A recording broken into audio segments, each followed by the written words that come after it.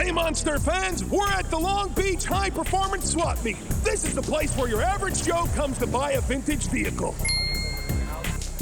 But that's no average Joe. This rules. Not one person has recognized who I am.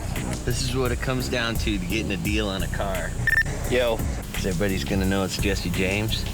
You're gonna think I got like crazy Hollywood money. So they're gonna raise the price. That's Jesse James, hey. And he's looking to purchase a new vehicle for the Monster Garage. You won't take 7 cash right now? Jesse's got his eye on a mint 1971 El Camino Super Sport with a factory 402 big block. I'm going through a divorce with the wife, and I got nowhere to put him. Original big block car, or molested with air conditioning. This is money in the bank. That's all it is. Meet me halfway, 85. Thanks, bro. Take care of yourself. So, to the man in the blue blazer. Yeah, this thing's cherry. Next stop, Monster Garage. Join us now as Jesse and his gang of maverick mechanics rip, grind, and burn, transforming ordinary street vehicles into monster machines in the Monster Garage.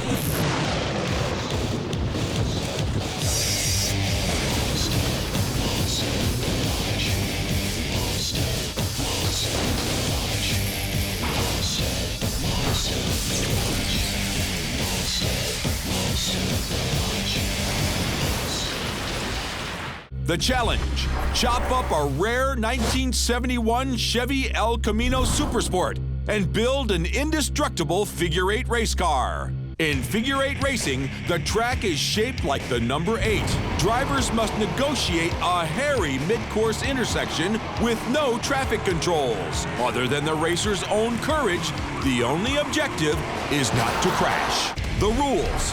When built, the monster machine must appear to be stock, and the team can spend no more than 3,000 bones for parts. Jesse and his crew have 7 days and nights. On the first day, they design. For the next 5, they build. And on the 7th day, they race. If successful, each team member takes home a $3,400 set of Mac tools. And the clock starts now.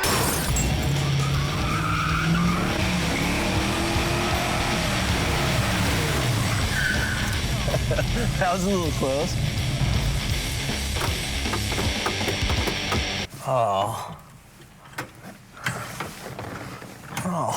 Oh, man. This guy said this thing was cherry. The design team rolls in to lay down the plan for transforming the mostly cherry El Camino into a figure-8 flyer. What's up, man? How you doing? So I think this is a Monster Garage first. We're just gonna make a race car. You like the figure-8 racing, huh? Yes, I like it. It's like car hockey.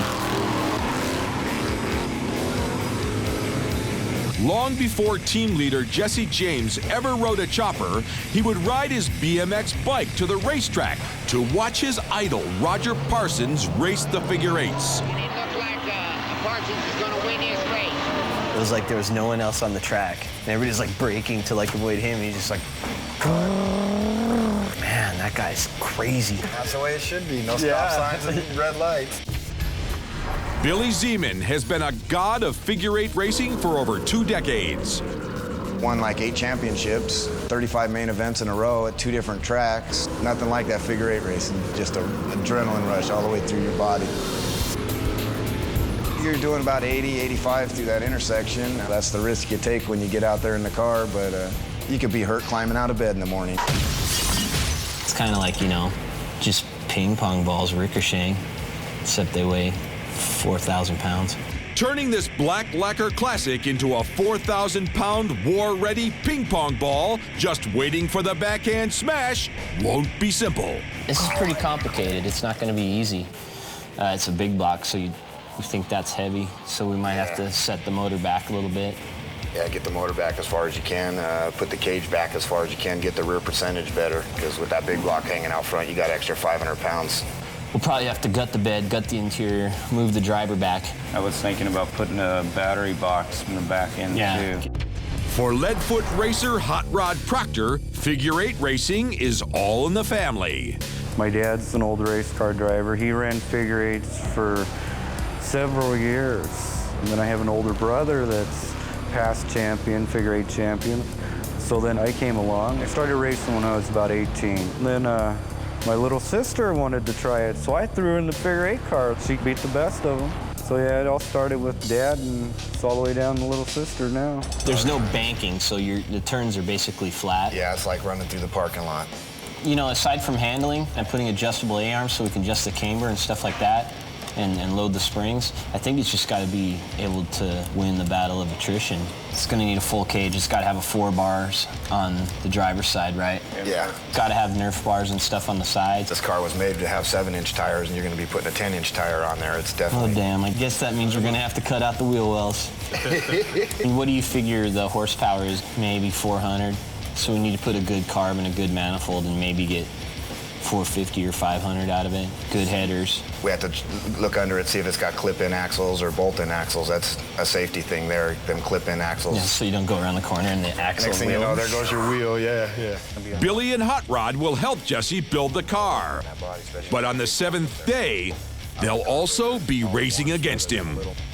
And you guys both have big wings on your car. Yeah, that wing, it creates a lot of downforce. People think it's just there for the sponsors to hang their name on and stuff, but there's a lot of downforce comes into play with the wing. I was thinking putting a wing that kind of follows the roof line but covers the whole bed, like off of here. Flat deck on that. Yeah. See, that looks kind of cool. Yeah, a little bit to follow the shape of the body. Artist Bruce Berkey is a Disney cartoonist, but he used to design cars for Ford. My true passion is automotive and based, and that's why it's been fun to be here today and work on this. Ever since I was a little kid, I could draw circles, so that naturally turned into wheels, and I put cars around them. I still miss the car design, but you know, this is a nice taste of that today. One question still looms over the design team. Won't chopping up a gem from GM inspire the ire of car buffs? It's gonna piss a hell of a lot of people off, but it's kind of like taking a Mickey Mantle baseball card and tearing it in half. It makes all the other ones worth that much more. Wow. Well, cool. Well, I think that's it. I mean, I think it's just gotta be mean looking and evil. Turning this El Camino into a Hell Camino will require building a protective cage, converting the automatic transmission to a manual, moving the motor back, moving the battery to the rear, and adding a new fuel cell.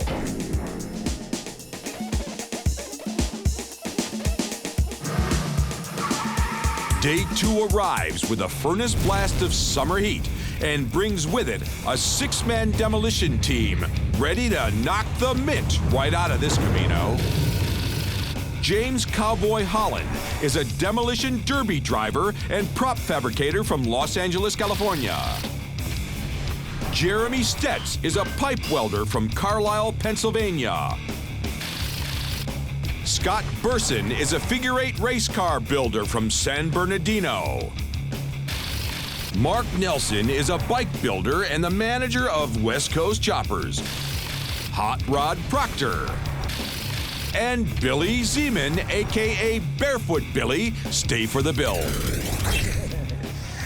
So figure-8 car out of a Cherry 71 SS 402 El Camino. It seems fun, but it's gonna be a lot of work. You guys start gutting the interior, getting all that stuff out, dash, everything's gotta go, all the glass. Try to get as much weight out of it too, you know, fender wells, everything. Keep as much as the paint and stuff looking kinda cool, so it still looks like a bitchin' nice car. Keep the emblems on it? Oh yeah, totally. Rock and roll. We're ready. The gut instincts of this crew come in handy right away, proving that absolutely nothing is sacred in the Monster Garage. All those Chevy SS Club guys with their custom jackets with like an embroidered El Camino on the back. All get together, it's like the local burger joint every, you know, like Wednesday night. You know, yeah, check out mine, I just got my new trim piece. Look at my new pipe. Look at my El Camino. It's now got a hole where everything was. Does that make me a bad person? 402 cubic inch, 4-barrel carb. So you know it's the real deal. No remorse.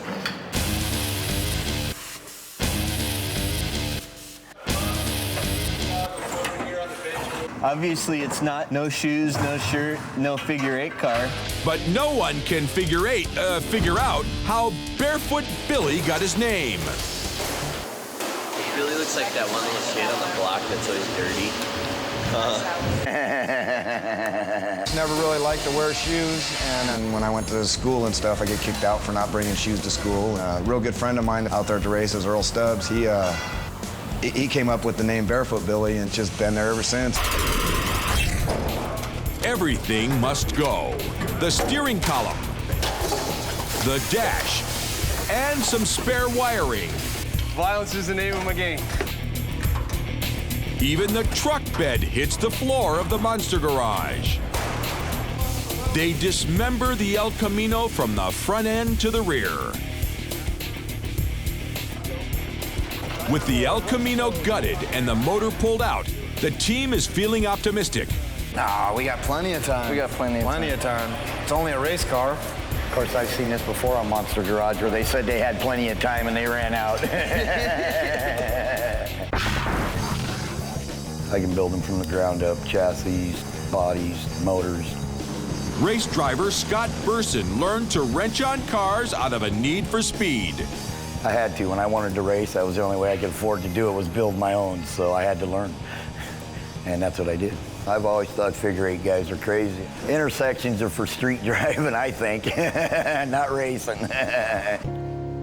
It's the end of day 2 and the end of the El Camino's days as a daily driver. The odometer tells the tale. 78,000 miles. Original. You chopped it to hell. Could have been worse. Could have been my car.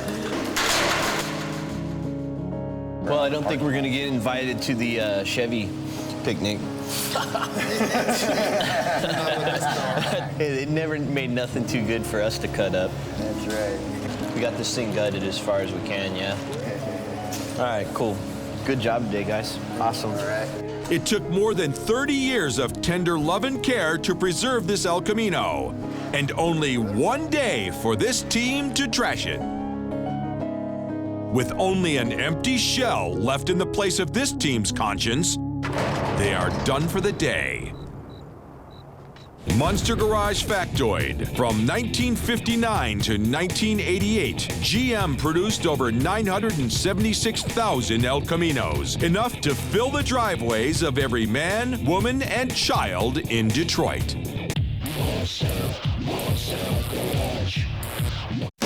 Day 3.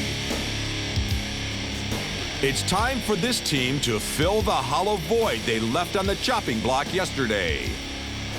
You guys want to work at the cage, and me and Scott can probably start hooking the motor up, get the motor set back in, get all that welded down. A fuel-safe fuel cell is on hand to stomach high-octane racing fuel.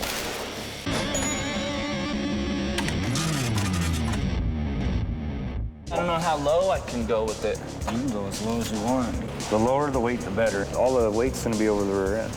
And then we can just make like a frame underneath so it sits right on top of it.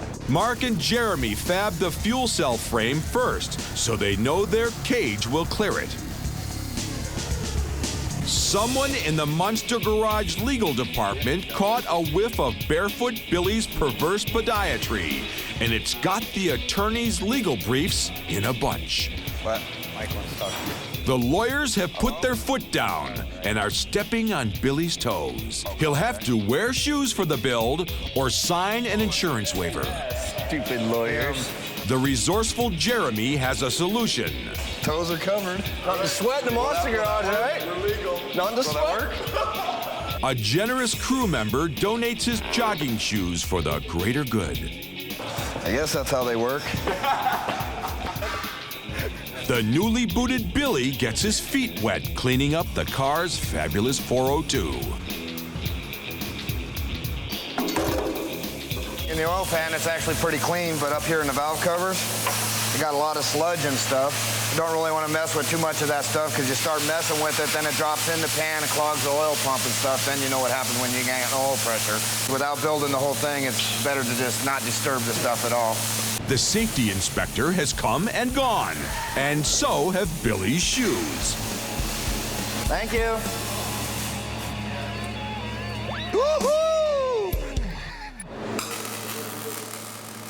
The old oil pan is history and is being replaced by a brand new one. This here is going to save the motor.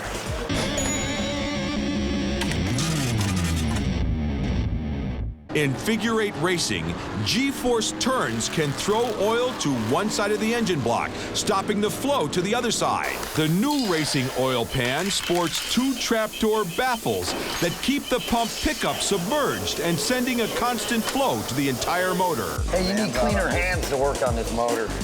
We need a cleaner motor. With the fuel cell placed, the team begins on the impact cage, measuring, cutting, bending, notching, and welding tubing. Custom bike builder Mark Nelson prefers the white-hot light of a welding torch to the bright lights of Hollywood. If I wanted to be in TV, I'd go to Hollywood and be a waiter.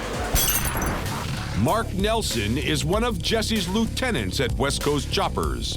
I'm in charge of all the guys making parts, all the guys machining parts, the shop, making sure everything gets done, all the new stuff, everything pretty much. The whole team jumps in to build a crash-proof cage out of heavy gauge tubing. To keep Jesse alive, the cage must be strong enough to withstand the force of an 85-mile-per-hour impact. Cowboy James, the Derby driver, is confident. Well, I build Derby cars, drive those, and I think this will take every bit as much impact as one of them will. Keep going. And if the cage is that effective, why don't all cars have them? Maybe because not all drivers drive like Jesse does.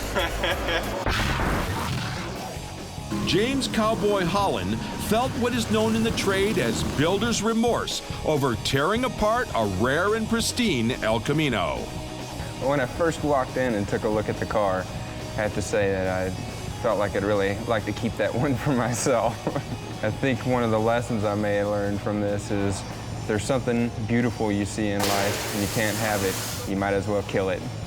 James embraces destruction, but when the rubber hits the road... From driving demolition derby cars, I look at these figure-8 drivers and I think that they're crazy.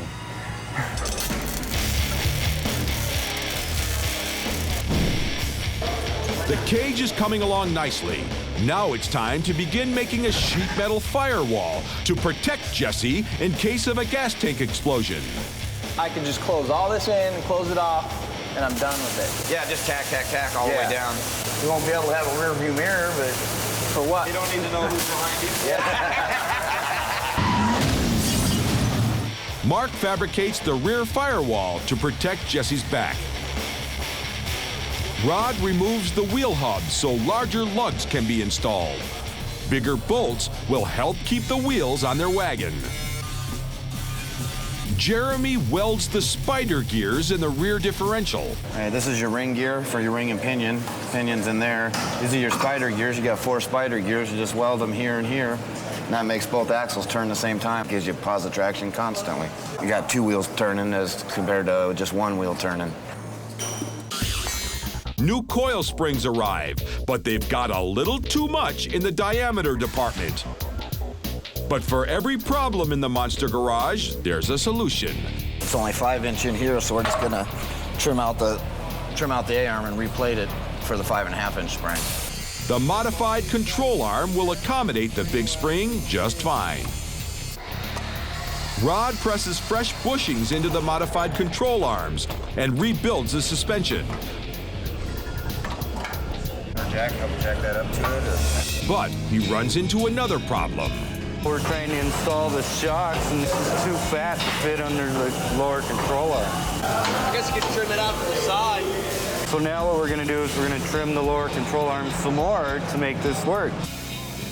Once again, the problem is solved by the plasma cutter, and the suspension is ready to roll. With lots of progress on the cage, firewall, and suspension, the team calls it quits. Day 4, and the team returns to the garage and gets behind the 8-ball. We're here. We should be able to get the motor and transmission in today. As soon as we get the flywheel, motor trans will be in. If we don't get the switches in and stuff, we can just hot wire it. Right. Fire it, yeah. You guys know how to hot wire cars? Like California, we all know that. We get a seat yet?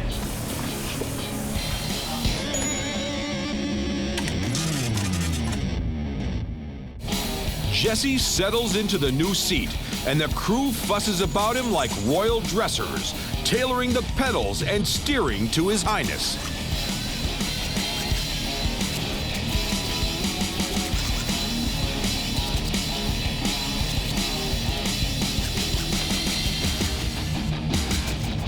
That's good.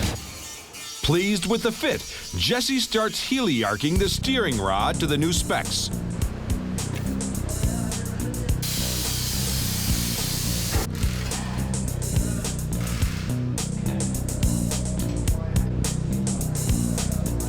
Jeremy is working on protecting Jesse's butt with scuff bars. This one, coming off, penetrate through the body, go to the frame, and then up along the side of the car, there'll be one that comes out, runs up along the door, and then a full piece around the front. This will deflect any intruding traffic. Rubbing, smashing. They're gonna be gunning for him. They're gonna be gunning for him. Jeremy Stetz is the Pied Pipe Welder of Pennsylvania. A sample of his audition tape makes it very clear how this team member got the gig at Monster Garage. There's no I in team, boy! But there is an E. Internet. You ever see that TV show, the Monster Garage? You ever see that?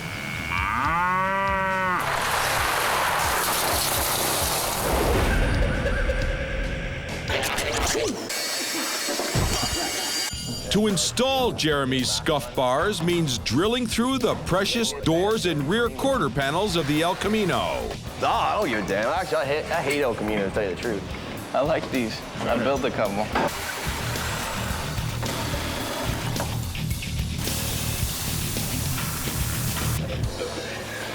With the build on track, Jesse thinks it's time for the team to work on race strategy. HPI Racing has set up a mini figure-8 track and outfitted every team member with a monster mini El Camino. But as usual in the Monster Garage, things degenerate quickly. The mini monster trucks proved to be the perfect opportunity for the builders to get outside and get some air.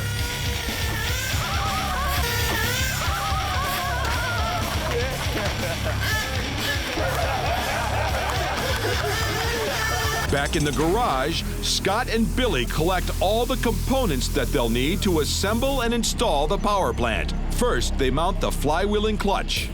Clutch and alignment tool. Somehow it lines up in there. Next, a junkyard 3-speed transmission is mounted, because in the race world, nothing is automatic. To keep all the weight as far back as possible, the motor mounts will have to be moved. We're gonna move the motor from here back to here. Get about 6 inches set back in the motors for more rear percentage weight. It's time to transplant the power plant.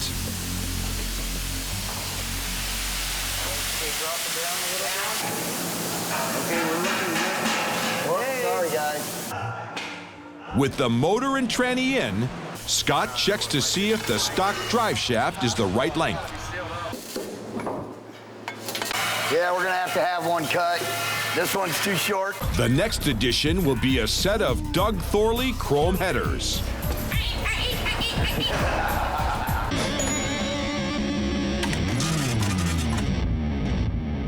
Then an aluminum radiator from Performance Bodies to keep the cool in the hot rod. That's all that matters is that cap's higher than the intake. So if this is lower, then you'll end up with an air pocket up the top of the motor. And you'll never need to be cool. It'll always get hot. On any vehicle, as long as the radiator is higher than the highest point of the water system. The air will all come out. The air will rise to the top. As Jeremy installs the radiator, Cowboy and Mark go over the Irwindale track rules for the figure-8 race. So we know which ones to break. To Jesse's horror, they find that mufflers are required. And we all know how we feel about rules here on Monster Garage. So they're gonna look underneath the car and make sure it has mufflers. I'm gonna cut a little hole in this side and take out all the baffling. So it looks like it has a muffler, but in reality it has nothing. It's just an empty can. That's what was blocking the sound. Jesse buttons up the mufflers to hide the evidence. I just converted those from mufflers to mufflers. There's always the rules you read and the rules you read between. For the first time in history, the former owner of the car has been invited into the Monster Garage to witness the transformation. You guys are done! My car up! You mother! What is this? Well, at least they kept the vinyl top. The unsuspecting former owner is in shock. We said, man, it's gonna be beautiful. Someone's gonna fall in love with this car and just totally enjoy it. Now look at it. Hey, we enjoyed cutting it up, so you're right, we enjoyed it. So what are you gonna... He said, that's Jesse James. I said, that ain't Jesse James, that guy's some goober. You were all tough until I got the money on, then you're all, yes, sir, I like that suit. The dazed and confused New Yorker leaves the garage, and Jesse starts cutting up more than the El Camino. Hey! What'd you do to my car?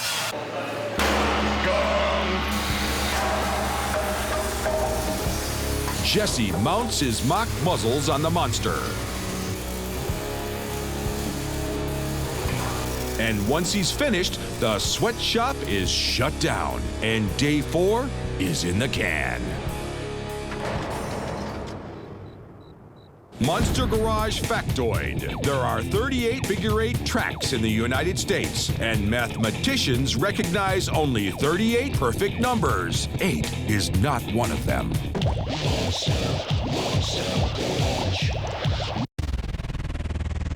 Day 5. The crew arrives to find a new pile of parts which will help breathe life into this monster, including a carburetor and intake manifold.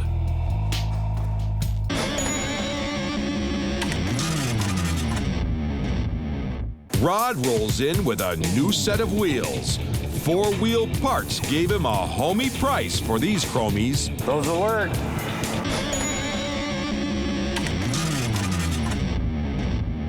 We got our drive shaft. Drive incorporated. Hooked us up. Look at that. That's the one. They also get a custom-fit drive shaft from Driveline Inc.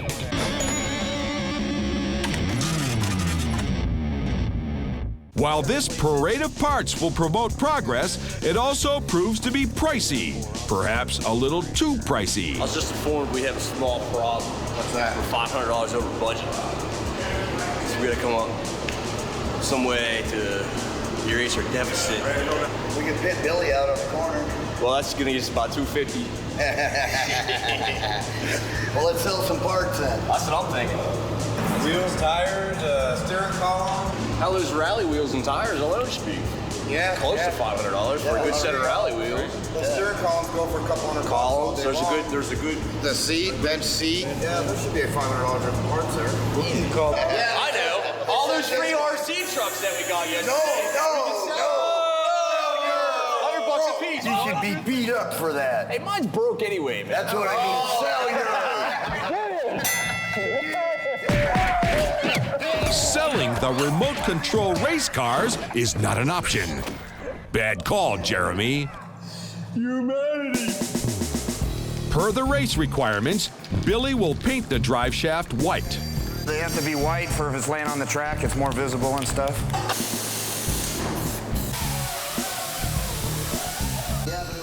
Barefoot Billy finds the new drive shaft is a perfect fit. With the racing slicks mounted, Rod trashes the new wheels with new lug holes to fit the much larger wheel hubs. The word's out that Monster Garage is now in the vintage car parts business. So Rockabilly J, an El Camino owner from West Coast Choppers, comes down to strike a deal. These are all SS parts. I think we got at least 800 hours. 600 cash. Here we go. I'll throw this stuff in my pickup truck and be gone right now. 6 1/4. We got 6. Well, we need it. We need it, so. Monster Garage mantra: when you're between a rockabilly and a hard place, take the rock's money and roll. Jay strikes a hard bargain, but it's enough for the team to get back in the black.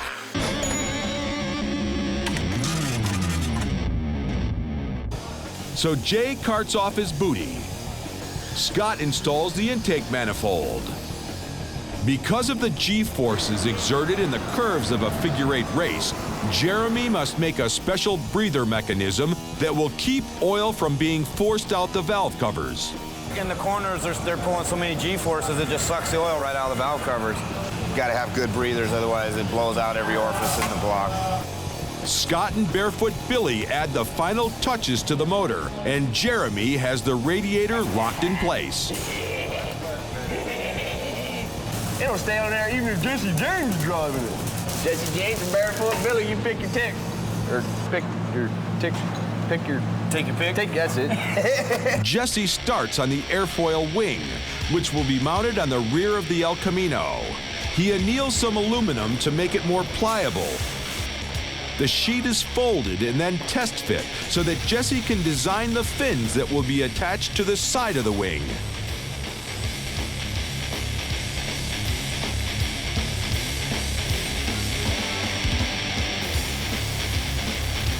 After they're cut out, Jesse rolls a bead onto the fin.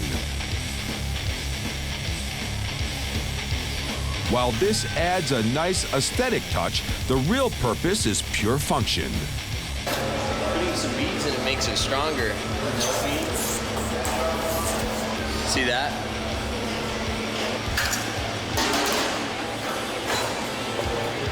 Scott, I'm gonna rivet this together, because welding it would just warp the hell out of it. Then Jesse makes a frame, which will strengthen the wing and anchor the whole thing together. Should be flush, right at 48. He uses a combination of pop rivets and sneeze juice for this purpose. Hot Rod Proctor has arranged a surprise visit for Jesse. Kenny Dye and Roger Parsons are in the garage. Back in the day, these two guys ruled the figure-8 roost. You don't think you'd run one across? The old school racers like what they see. Sweet. Don't we wish we had something like this? Oh, God. The kids are spoiled today. Hey, what's up? Let me get out of the way. Hey. How you doing, man? Hometown boy does good. Yeah. Wow. Glad to see you. This is Kenny Dye. Hey, what's up? Nice to meet you, man. Drove the 401 car out there the same time you did. Yeah. Oh, really? Blue and yellow. Blue and yellow. The one that was in front. I just remember the one with the pot leaf on the top. Somebody was going to say something about that. Yeah, how long have I known you? Since I was 10 or 12 years old, probably, yeah. My daughter said that you got your garage on fire one time. She was having a party at her house or something. Racing? Yeah. You were out of town, and we were like, what's that burning smell? We looked outside, and it was my house. Tracy still lives at her mother's house there in Wick. Really? And she says, just tell him someday when he's really bored, just to call and say hi. Okay. Okay, we'll see you guys later. All right, see you, Roger. Did you guys set this down on the tire yet? No? No, they're mounting tires right now. We're gonna do that next. Hopefully it sits lower. It squats down a lot. Jesse's worried about the car sitting low enough, so Jeremy yanks the springs. Hey, Billy. Huh? How much we cutting off here? Probably go a coil and a half. Going out right there on that mark? Yeah, probably just straight off of here somewhere, yeah. He cuts the springs down to suit Jesse's low-riding sensibilities. Barefoot Billy puts the cut springs back into position, and now this El Camino will ride lower than Barefoot Billy's annual shoe budget. Much better. That's us right there. As low as she'll go. I wish I was more like Billy. I want to be him when I grow up. They add a front bumper and get ready to fire the motor. Wiring and fuel to the carburetor, that's all we need. It's ready to go. A little 12-volt juice and some high-octane punch. This bad boy is ready to roar. Absolutely ready. I'll open the cannon. Go ahead. No backfire. From this moment till the race, their El Camino's lifespan now will be shorter than a lunar moth. This team has walked through hellfire to birth this monster. Tomorrow they'll fine-tune, because there's no day 8 for the Figure-8.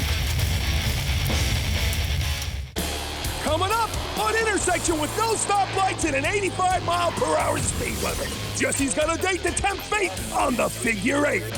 Oh, sorry. Stick around.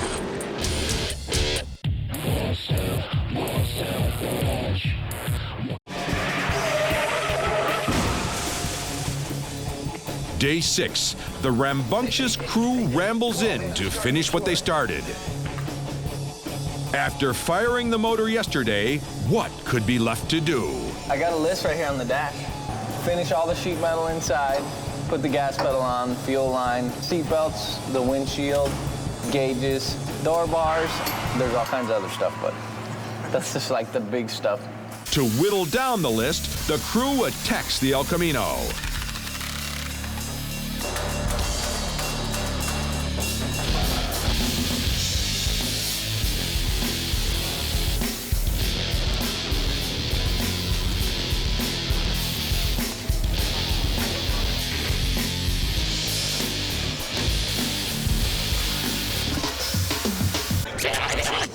Rod and Billy put shims on the upper A-arms to increase the camber on the front wheels.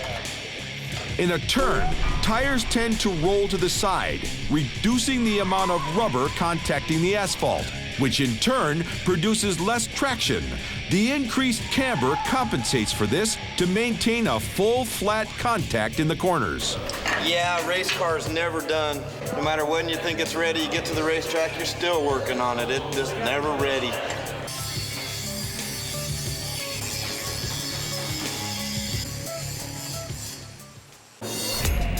Jesse is soaring on a wing and a prayer. With the fins attached, he can finally stand back and admire his handiwork. It's a little cattywampus. It's all right, though. We've been on the track. Yeah. I don't know what the hell that looks like. Whoa. It's all crooked. This thing's totally... You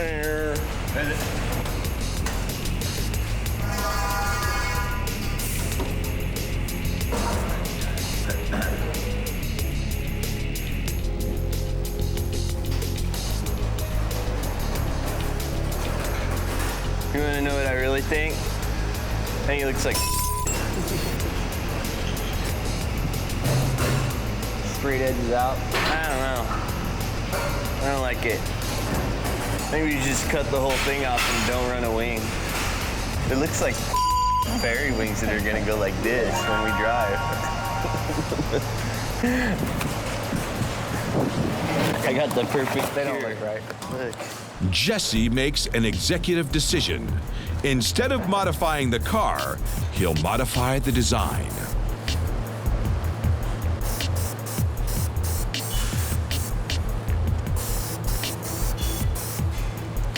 There. We make it look just like the drawing. Is that cool? If it looks like crap, it looks like crap, no matter how much time we spend on it. Just cut it off. I hate it. Stupid wing. Whose idea was that anyway? I think it was mine. Jesse doesn't like what he sees, so he saws.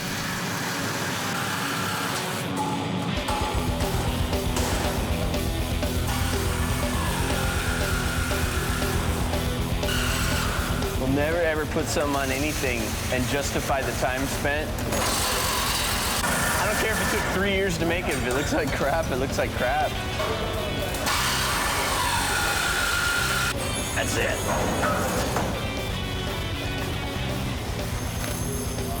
Jesse's tainted Tinkerbell wings are tossed in the trash. Vehicle must appear to be stock. Hey, rules are rules. You know, I can't do anything about it. I wanted to run it, but, you know, then it totally doesn't look stock. That's right, Jesse. There are rules, and there are rules. Now there's only frame, firewall, and the finishing frenzy before this El Camino starts rolling eights.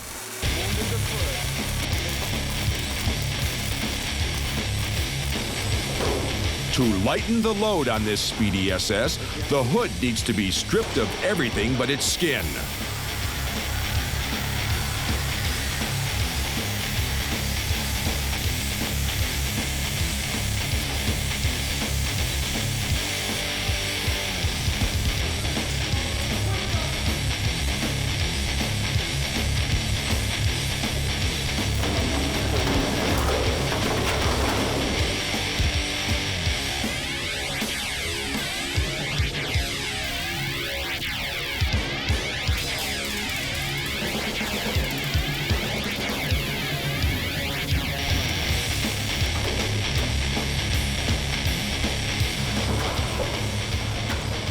That's us.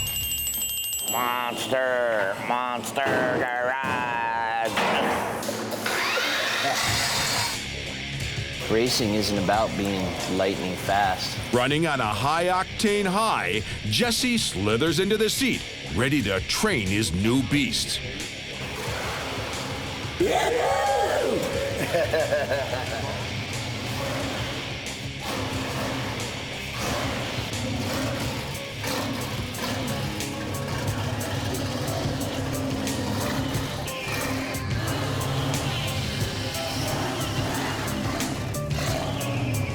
Since figure-8 racetracks are run on the flats, the curves have no banks, so any local parking lot will suffice for Jesse to open this El Camino up.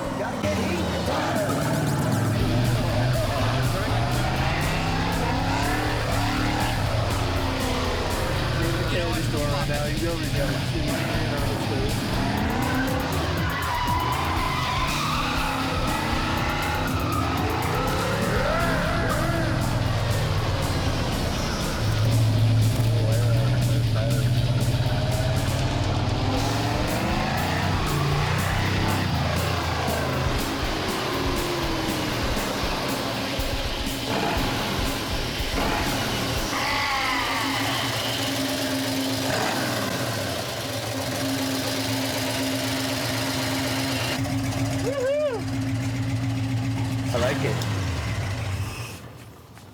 You guys want some tools? Yeah! It feels good. We put a smile on it.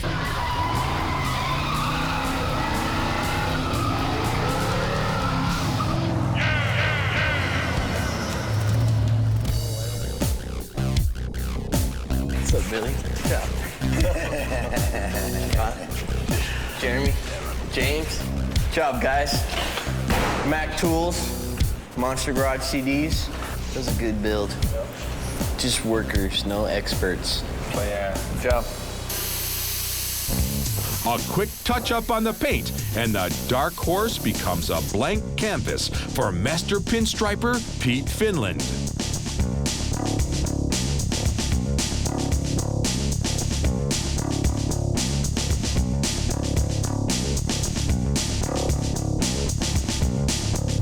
Monster Garage factoid. The Irwindale Figure-8 track is 1/2 mile long. It would take a garden snail 17 hours to complete 1 lap. The impact of a 2-snail collision at mid-track would be 0.06 miles per hour.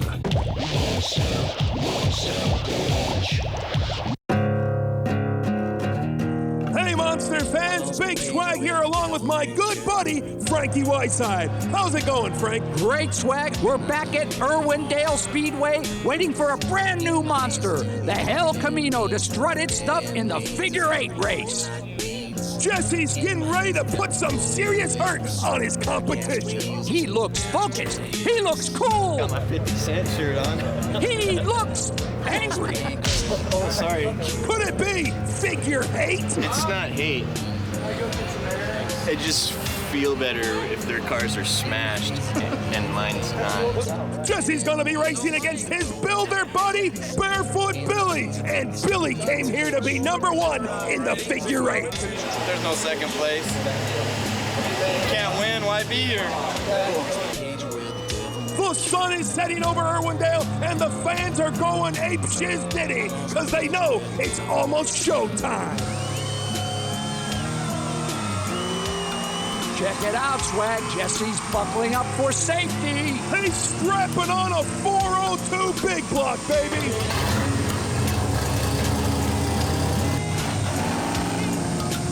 They're directing the racers onto the track. Frankie, while the cars are staging, why don't you tell the folks at home the rules of Figure-8 racing? Swagman, you're not going to believe this. There are no rules. It's the last man standing. There ain't no rules. It's the guy with the biggest biceps, baby. The pace car is leading the racers out onto the Figure-8. In 5th position is #7, Barefoot Billy. Behind him is Hot Rod Proctor in the 777 car. And bringing up the back of the pack, it's Jesse James in the El Camino. The pace car is pulling off. And there's the green flag. Swagman, Jesse's a Figure-8 rookie, so he'll have to start off in the back of the pack. Oh, right off the bat, they spin out Jesse James. Are they gunning for the new guy, Frank? Abso-flippin'-lutely. You gotta be kidding me, wouldn't you? Makes sense. Back to the race. Oh, that was a narrow miss. This is full contact racing, folks. I am out of my mind.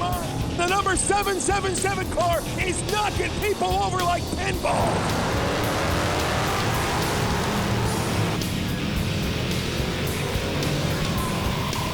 Whoa, something's happening. Oh, it's a 3-car pileup. But Jesse James going to the outside misses the crash. And Jesse's got a little something to say to the boys' age, Swagman. Frank, when you're going 85 miles an hour, you gotta talk fast. Swagman, things are really starting to heat up. The crowd is going ape shiznitty. Oh, the number 54 car just got spun out. And Jesse James wheels and deals his way through the pack, and he's come out in the lead. You gotta be kidding me, Frank. That was beautiful, Swagman. Jesse James, he's going ape shiznitty, looking to put the metal to the floor. But wait a minute! Wait a minute! You gotta be kidding me!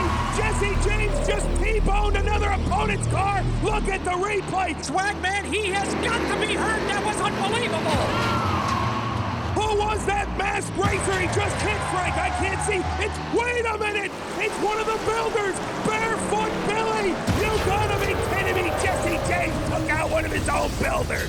But is he alright, Frank? The emergency crew is there! They're coming! Here comes the trucks!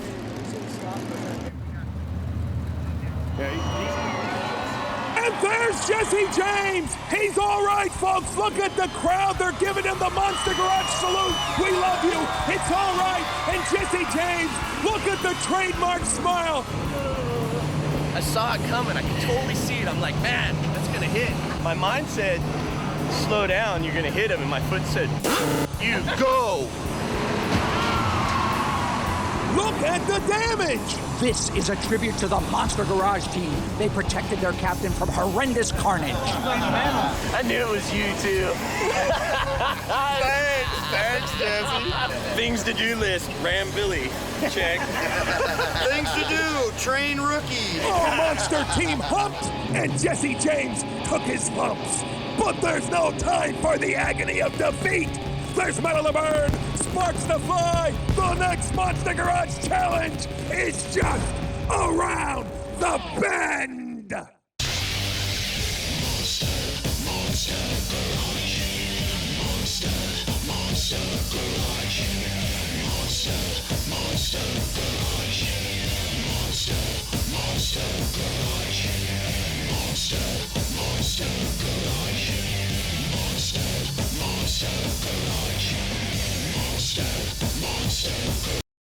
It's original.